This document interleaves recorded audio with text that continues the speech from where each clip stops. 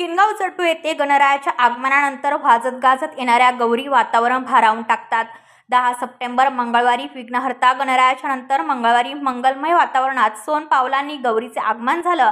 गौरीच्या आगमनानंतर अनेक दिवसांपासून लगबग सुरू असते। गौरी आगमन त्यांच्या पाहुणचारात घरातील प्रत्येक सदस्य जणू हरवून गेलेला असतो। दरम्यान 10 सप्टेंबर रोजी घरोघरी अनुराधा नक्षत्रावर सोनपावली गौरीचा अत्यंत उत्साही आणि मंगलमय अशा वातावरणात आगमन झालं। या निमित्त घराघरात आनंददायी आणि चैतन्यमय असं वातावरण दिसत होतं। आपल्या घरी आलेली ही माहेरवाशीण सर्वांना भावनिक करते, त्यामुळे गौरीशी स्त्रियांचं खास जिव्हाळ्याचं नातं आहे। माहेरवासिनी ज्या दिवसाची आतुरतेने वर्षभर वाट पाहत असते तो दिवस म्हणजे ज्येष्ठ गौरी आगमनाचा। लक्ष्मीला माहेरपणाचं सुख अनुभवास वाटतं तेव्हा ती गौरी म्हणून येते अशी कहाणी सांगितली जाते। ज्येष्ठ नक्षत्रात ही पूजा होते म्हणून ज्येष्ठ गौरी असेही म्हणतात। महालक्ष्मी आणि गौरी किंवा ज्येष्ठ कनिष्ठ सखी पार्वती अशा जोडीने त्या घरात आणल्या जातात। खड्याच्या गौरी, मुखवटेच्या गौरी, साडू मातीच्या तसेच पितळी मुकटे तोड्याच्या गौरी मोठ्या सजावटीसह घरोघरी बसतात। हे दोन मुखवटे म्हणजे पार्वती व तिची सखी काही घरात नवसाने बोललेले गौरीचे बाळ देखील मांडतात। गौराई सोन्या मोत्याच्या पावलाने घरात प्रवेश करते। पहिल्या दिवशी तिला दुर्वा, कापूस, आघाडा वाहतात आणि मेथीची भाजी, भाकरीचा नैवेद्य दाखवतात।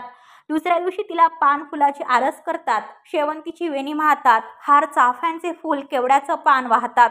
तर नैवेद्याला 16 भाज्या, 16 चटण्या, 16 पक्वाने तसेच फराळाचे पदार्थ करतात। पुरणाचे 16 दिव्यांनी आरती करतात। संध्याकाळी हळदी कुंकवाचा मोठा समारंभ केला जातो। तिसऱ्या दिवशी तिला खीर, कानवाल्याचा नैवेद्य दाखवून पाठवणी केली जाते। अशा प्रकारे ही माहेरवाशीण येते राहते आणि डोळ्यात पाणी आणून परत येण्याचे वचन मात्र देऊन जाते। अशा महालक्ष्मीला कोटी कोटी प्रणाम। भाद्रपद महिन्यातील शुद्ध चतुर्थीला पार्थिव गणपती पूजन झाल्यानंतर शुद्ध पक्षात अनुराधा नक्षत्र, शुद्ध षष्ठीला घरोघरी गौरीचे आगमन